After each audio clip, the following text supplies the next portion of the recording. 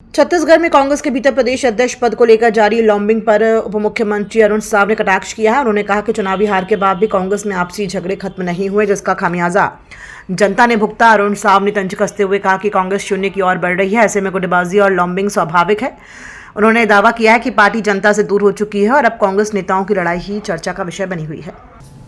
देखिए, पिछले विधानसभा चुनाव के परिणाम के बाद कांग्रेस में बदलाव की चर्चा हुई। लोकसभा चुनाव के परिणाम के बाद कांग्रेस में बदलाव की चर्चा हुई और कांग्रेस के नेताओं के आपस के झगड़े ये तो लगातार चलते हैं।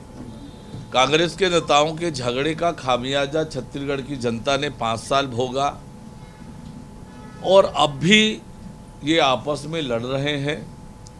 तो जैसे मैंने आपसे कहा है कि दिल्ली में शून्य, देश की राजधानी में शून्य, छत्तीसगढ़ के प्रमुख शहर 10 नगर निगम में कांग्रेस शून्य, तो कांग्रेस पार्टी तो शून्य की ओर बढ़ रही है और इसलिए आपस में इनकी लड़ाई तो होनी ही है।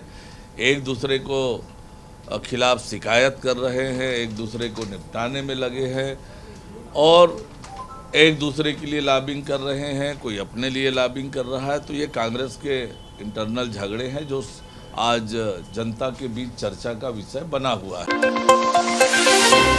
पंचायत चुनाव के पहले चरण में 90% सीटें जीतने के बीजेपी के दावे पर कांग्रेस ने कड़ा पलटवार किया है। पूर्व पीसीसी चीफ धर्मेंद्र साहू ने इसे पूरी तरह निराधार बताते हुए कहा कि गिनती के बाद ही सही तस्वीर सामने आएगी। धर्मेंद्र साहू ने दावा किया है कि रायपुर और आसपास के जिलों में कांग्रेस का प्रदर्शन बेहतर रहा है। रायपुर जिले की 9 में से 7 सीटों पर कांग्रेस ने जीत दर्ज की है, जबकि जनपद पंचायत में भी 50% से अधिक सीटें कांग्रेस के खाते में गई हैं।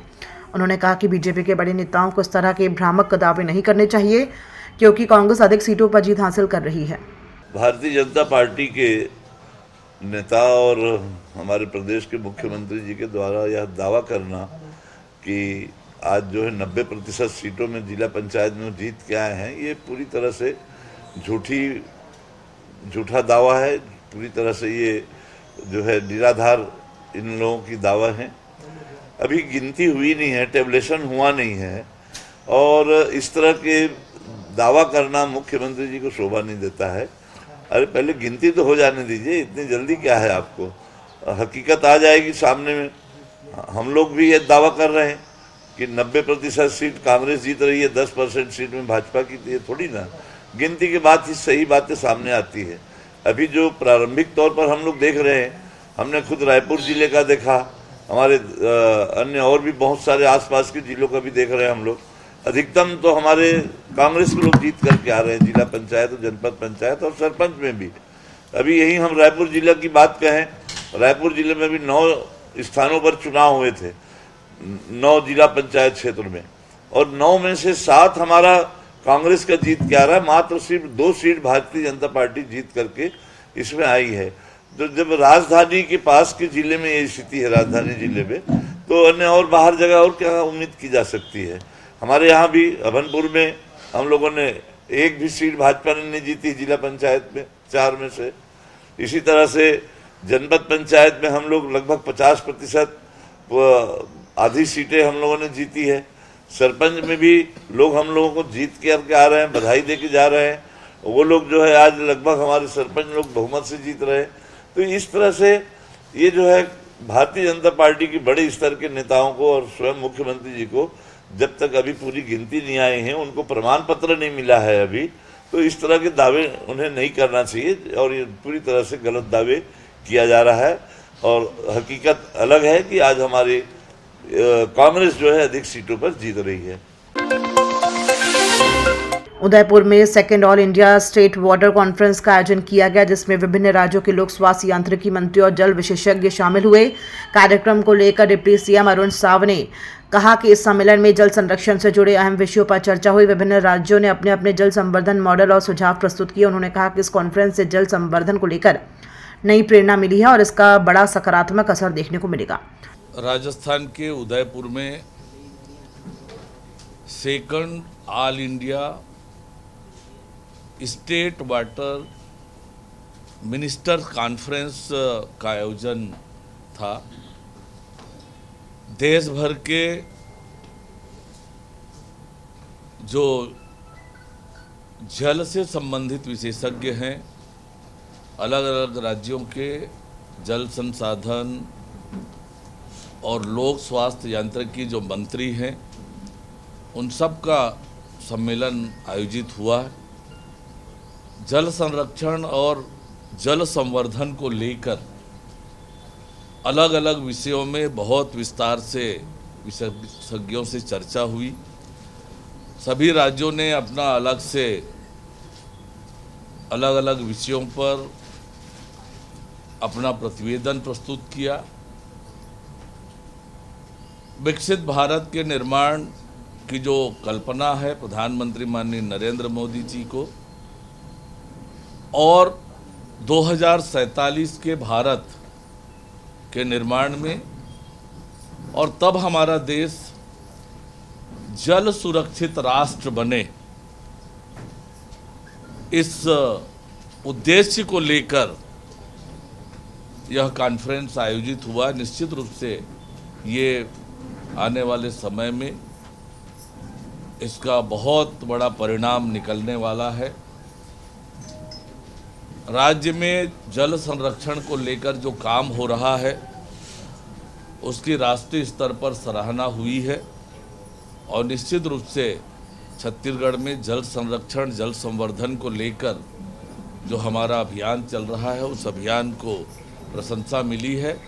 हमें और प्रेरणा मिलेगी इससे, और हम और इस अभियान को आगे बढ़ाएंगे। कांग्रेस जल्दी छत्तीसगढ़ में संगठन को मजबूत करने के लिए कार्यकारी अध्यक्ष की नियुक्ति कर सकती है। इस मुद्दे पर पूर्व प्रदेश कांग्रेस अध्यक्ष धर्मेंद्र साहू ने कहा कि ऐसे प्रयोग पहले भी कई राज्यों में हो चुके हैं जहां 3-3 कार्यकारी अध्यक्ष बनाए गए हैं। उन्होंने कहा कि कांग्रेस संगठन को मजबूती देने के लिए इस तरह के फैसले लिए जाते हैं। अगर छत्तीसगढ़ में भी प्रदेश अध्यक्ष के साथ कार्यकारी अध्यक्ष बनाए जाते हैं तो इसमें कोई आश्चर्य की बात नहीं होगी। नहीं, देखिए, इस तरह के प्रयोग पहले भी हुए हैं, हमारे अन्य प्रदेशों में भी हुए हैं, छत्तीसगढ़ में भी हुए हैं कि अध्यक्ष के साथ में 2-2 कार्यकारी अध्यक्ष बनाए गए हैं। कई प्रदेशों में तो 3-3 कार्यकारी अध्यक्ष भी बनाए गए हैं। तो ये कोई नई बात नहीं है। कांग्रेस के संगठन को मजबूती दिलाने के लिए और साथ ही कामों में और भी अधिक तेजी लाने के लिए, राजनीतिक को बैलेंस करने के लिए भी ये इस तरह के फैसले लिए गए हैं, और इसमें कोई मैं समझता हूँ कोई आश्चर्य की बात नहीं होगी यदि छत्तीसगढ़ में भी अध्यक्ष के साथ साथ यदि कार्यकारी अध्यक्ष बनाए जाते हैं तो ये कोई अतिशयोक्ति नहीं होगी, संभव है। छत्तीसगढ़ सरकार ने नया अधिनियम लागू किया है जिसके तहत अब राज्य में दुकानें 24 घंटे खुली रह सकेंगी। सरकार के इस फैसले का पूर्व पीसीसी चीफ धर्मेंद्र साहू ने विरोध किया। धर्मेंद्र साहू ने कहा कि इस फैसले से अराजकता का माहौल बनेगा और श्रमिकों का शोषण होगा। उन्होंने आशंका जताई है कि शराब की दुकानें भी 24 घंटे खुली रहेंगी जिससे अपराध बढ़ सकते हैं। उन्होंने कहा कि मुंबई और दिल्ली जैसे बड़े शहरों में भी दुकानें पूरे समय नहीं खुलती, लेकिन छत्तीसगढ़ सरकार ने गुमास्ता एक्ट समाप्त कर 24 घंटे दुकानें खोलने का निर्णय लिया है जिससे श्रम अधिनियम का उल्लंघन होगा। उन्होंने सरकार से इस फैसले को तुरंत वापस लेने की मांग की। अभी जो छत्तीसगढ़ सरकार ने अभी जो नए कानून बनाए हैं, नए अधिनियम लागू किया है इस प्रदेश में कि 24 घंटे दुकान खुले रहेंगे, इसमें सारी दुकानें आ गई हैं, उनकी शराब की दुकानें भी आ गई हैं। इससे निश्चित तौर पर अपराध में बड़े पैमाने पर बढ़ोतरी होगी। आज जो एक निर्धारित अवधि है उसमें हम लोग देखते हैं कि आज जो है नशाखोरी इतना बढ़ गया है छत्तीसगढ़ में कि आज पूरे हिंदुस्तान में छत्तीसगढ़ का नाम जो है बदनाम हो गया है। नंबर टॉप पर है, 1 नंबर पर है आज छत्तीसगढ़ की सबसे अधिक शराब की बिक्री जो है छत्तीसगढ़ में हो रही है। अब रात भर खुली रखेंगे तो ये दुगनी बढ़ जाएगी अभी, तो लोग और जो है दुगनी मात्रा में नशे का सेवन करेंगे, और नशे का सेवन करना मतलब अपराध का बढ़ना है। निश्चित तौर पर इससे अपराध बढ़ेंगे। दूसरी ओर आज बॉम्बे दिल्ली जैसी बड़ी शहरों में भी आज 24 घंटे दुकान खुली नहीं रहती है। ये छत्तीसगढ़ में इस तरह के नियम लागू करके आज ये क्या करना चाहती है सरकार, जो है पूरी तरह से अराजकता का वातावरण बन जाएगा। आज जब सारी दुकानें बंद रहती हैं, सारे आवाजाही बंद रहती है, तब तो अपराध को पुलिस कंट्रोल नहीं कर पा रही है। जब रात भर लोगों की आवाजाही रहेगी तो पुलिस क्या कंट्रोल कर पाएगी? अपराधियों को कैसे आइडेंटिफाइड कर पाएगी कि ये अपराधी है या नहीं है? ये इससे पूरी तरह से अराजकता का वातावरण आज पूरे प्रदेश में बन जाएगा। इस अधिनियम को तत्काल वापस लेना चाहिए। दूसरी बात इसी में है जुड़ा हुआ कि श्रम अधिनियमों का खुलकर उल्लंघन होगा। अभी श्रमिक कानूनों का जो आज हमारे श्रमिक साथियों का जो संरक्षण आज मिलता था कानून का, वो समाप्त हो जाएगा। गुमास्ता एक्ट समाप्त करने के बाद में 24 घंटा दुकान खुले रखेंगे आप, तो श्रमिकों का शोषण होगा, उनसे अधिक ड्यूटी कराई जाएगी, उनसे अधिक काम लिया जाएगा। तो ये जो है पूरी तरह से इस अधिनियम को तत्काल सरकार को वापस लेनी चाहिए। निकाय चुनाव में कांग्रेस की हार के बाद नाराज कार्यकर्ताओं और नेताओं की शिकायतें सामने आ रही हैं। उत्तर विधानसभा के 2 हारे हुए प्रत्याशियों ने पूर्व विधायक कुलदीप जुनेजा के खिलाफ पीसीसी में शिकायत दर्ज कराई है। वार्ड 6 के प्रत्याशी राधेश्याम विभार और वार्ड 34 के प्रत्याशी कामरान अंसारी ने जुनेजा पर पार्टी विरोधी गतिविधियों और निर्दलीय प्रत्याशी आकाश तिवारी को समर्थन देने का आरोप लगाया है। उन्होंने सबूत के तौर पर तस्वीरें और फेसबुक चैट्स के स्क्रीनशॉट भी सौंपे हैं। अपने पार्टी दफ्तर में प्रदेश कांग्रेस कमेटी के प्रदेश कार्यालय में हमने इसलिए हटाया है क्योंकि प्रदेश के यहाँ पे अध्यक्ष और महासचिव बैठते हैं, प्रभारी महासचिव। हमने उनसे निवेदन करने आया, उनको आवेदन देने आए। हम लोग कांग्रेस के द्वारा अधिकृत प्रत्याशी के रूप में मुझे टिकट दिया गया था और मैं चुनाव लड़ रहा था। उसी दरमियान पार्षद का टिकट संजय सोनी ने भी मांगा था, जो ब्लॉक अध्यक्ष वर्तमान में है, और उन्होंने अपने भाइयों को और भी कांग्रेस के जो बूथ में बैठने वाले लड़के हैं, सारे लोगों को लेके शिवसेना का साथ में निर्दलीय प्रत्याशी का पूरा साथ उन्होंने दिया। और व्हाट्सएप में भी इन्होंने पूरी व्हाट्सएप कॉपियां भेजा, सारी कॉपियां, ये कॉपियां भी है साथ में, मैं आपको कॉपी भी दिखाता हूँ। ये उसकी व्हाट्सएप, ये है सारी चिट पूरी व्हाट्सएप में है। ये उनके भाई, उनके साथ में उनके भाई ये सब घूम रहे हैं। सारे शिवसेना के इन लोगों ने खुला समर्थन किया और इसको पूरा उत्तर विधानसभा के जो विधायक हैं कुलदीप जुनेजा जी, छाया पार्षद, छाया विधायक, उनका पूरा सह था, क्योंकि उन्होंने उनको 2 बार ब्लॉक अध्यक्ष बनाया और उसके बाद पार्षद का टिकट भी दिया था। वो भी पार्षद का चुनाव 2009 में लड़े थे संजय सोनी ने, और लड़ने के बाद में उन्हें निर्दलीय प्रत्याशी जग्गू सिंह ठाकुर के साथ बुरी तरह परास्त हुए। उसके बाद में वो जो बस्ती है, वो बस्ती मेरे साथ जुड़ गया। मैं 5 साल में करोड़ों रुपए का काम कराया, विकास कार्य, स्मार्ट टॉयलेट, स्मार्ट सिटी के पैसे से। अब क्या चाहते हो आप लोग? हम ये चाहते हैं कि जो भी इस पे मतलब जो भी इसमें जो पार्टी के विरुद्ध में काम किए हैं, छाया विधायक हो चाहे जो ब्लॉक अध्यक्ष, तत्काल इनको पार्टी से निष्कासित किया जाए। पार्टी से कोई भी हो, पार्टी से बड़ा कोई नहीं होता है। पार्टी ने कुलदीप जुनेजा जी को 4 बार उनको विधायक का टिकट दिया, हम ही ने उनको जिताने का काम किया। बूथ नंबर 1 WRS से ही चालू होता है, वार्ड क्रमांक 6 से हमने हमेशा उनको लीड देके जिताया। हारना और जीतना तो जनता तय करती है, लेकिन इस प्रकार पार्टी के विरोध में काम करना और उनके सह पे, आप मुझे बताइए, जिन्होंने ब्लॉक अध्यक्ष बनाया, जैसा आप चाह रहे हैं, अगर वैसा नहीं होता है तो क्या करें? तो आगे की कार्रवाई बहुत कड़ा होगा और इसमें प्रदेश अध्यक्ष हो चाहे पार्टी के जो भी पदाधिकारी हो, उसके जिम्मेदार वो होंगे। जो भी आंदोलन करना हो, इनको अगर बाहर नहीं करते हैं तब इनके ऊपर कड़ा से कड़ा कदम उठाएंगे। मंत्री बलकीत सिंह रेड्डी जी को एक ज्ञापन सौंपा है।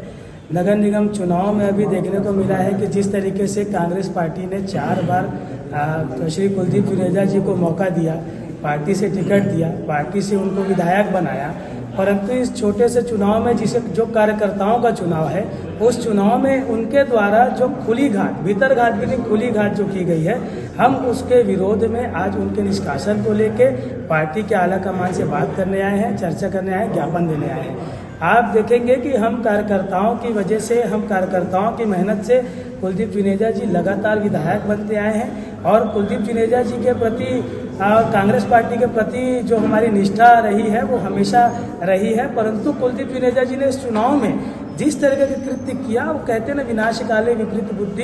कुलदीप जुनेजा जी ने जिस तरीके से कांग्रेस पार्टी के साथ खुली घात किया है, तो हम चाहते हैं कुलदीप जुनेजा जी को निष्कासित किया जाए, क्योंकि पार्टी के शीर्ष नेतृत्व अगर इस तरीके का कृत्य करेंगे तो कार्यकर्ताओं पर क्या असर पड़ेगा, और कार्यकर्ताओं पर अगर इसका दुष्प्रभाव पड़ने से बचाना है तो ऐसे नेताओं को, जिनको पार्टी का एहसान मानना छोड़ के पार्टी के साथ खुली घात कर रहे हैं, तो उनके ऊपर कार्रवाई निश्चित होना चाहिए। अब कांग्रेस पार्टी का अनुशासन है, एक अनुशासन पार्टी है, अनुशासित पार्टी है। इस पार्टी में मुझे इतना भरोसा है कि कुलदीप जुनेजा जी को निष्कासित किया जाएगा। और हम कहते हैं कि आज हम ही नहीं, जनता कह रही है, हम तो एक नेता हैं, हम तो कहीं ना कहीं जनता के बीच में जाके अपने आप को रिप्रेजेंट किए थे कांग्रेस पार्टी के प्रत्याशी के तौर पे, परंतु जनता का कहना यह है कि कुलदीप जुनेजा जी से ये उम्मीद नहीं थी। कुलदीप जुनेजा जी जैसे लोगों की वजह से कांग्रेस पार्टी रायपुर शहर में हारती आई है और कहीं ना कहीं आज कार्रवाई नहीं करेगी तो आप लोग क्या करेंगे? हमको पार्टी पर पूरा भरोसा है, पार्टी कार्रवाई करेगी। पार्टी का अनुशासन एक छोटे कार्यकर्ता से लेकर बड़े नेता कोई तक होता है। प्रदर्शन वगैरह भी आप लोग करेंगे? प्रदर्शन नहीं करेंगे मैडम, हमको पार्टी पे भरोसा है, पार्टी के आला कमान पे भरोसा है, कार्रवाई होगी। क्योंकि कुलदीप जुनेजा जी के बारे में ऐसी कुछ तथ्य प्राप्त हुए हैं, ऐसी बातें प्राप्त हुई है कि उन्होंने पार्टी को गलत बताने में, दुष्प्रचार पार्टी का करने में कहीं कोई कसर नहीं तो ये छोड़ी। सब सबूत आप लोगों ने यहाँ पेश किया? हमने सबूत पेश किया है, पार्टी ने भी बहुत अच्छे से उसकी जांच की और जांच करने के बाद पार्टी के आला कमान ने भी उसको पुष्टि कर ली है और कुलदीप जुनेजा जी के ऊपर कार्रवाई करना चाहिए। हम कार्यकर्ताओं की मांग है, जनता की मांग है। क्या सबूत है? सबूत आपको बता दिया जाएगा मैडम। और कुलदीप जुनेजा जी जिस तरीके का कृत्य किए हैं, उस कृत्य को आप अगर जनता के बीच में भी जाएंगे तो आपको पता चल जाएगा। कुछ जनता के बीच में जाकर उन्होंने ये कहा है कि कांग्रेस पार्टी खत्म पार्टी है, आप निर्दलीय का साथ दीजिए। इस तरीके का कृत्य कहना और बोलना, देखिए वो जनता से बड़ा, इंसान से बड़ा वीडियो तो आजकल एडिट हो जाता है, परंतु एक व्यक्ति का कहना कहीं ना कहीं निराधार नहीं होता। तो व्यक्ति ने जो कहा है, जी धन्यवाद।